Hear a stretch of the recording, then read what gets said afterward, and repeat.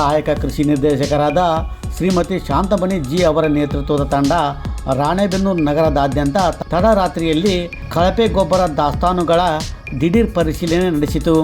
ಸದರಿ ತಂಡದಲ್ಲಿ ಹಾವೇರಿ ಜಿಲ್ಲಾ ವಿಚಕ್ಷಣಾ ದಳದ ಸಹಾಯಕ ಕೃಷಿ ನಿರ್ದೇಶಕರಾದ ಶ್ರೀ ಮಾರುತಿ ಅಂಗರಗಟ್ಟಿ, ಕೃಷಿ ಅಧಿಕಾರಿಗಳಾದ ಶ್ರೀ ಬಸವರಾಜ್ ಎಫ್.ಎಂ, ಶ್ರೀ ವೀರೇಶ್ ಜೆ.ಎಂ, ಶ್ರೀ ಅರವಿಂದ್ ಎಂ, ಶಿವಾನಂದ್ ಹಾವೇರಿಯವರು ಭಾಗಿಯಾಗಿದ್ದರು.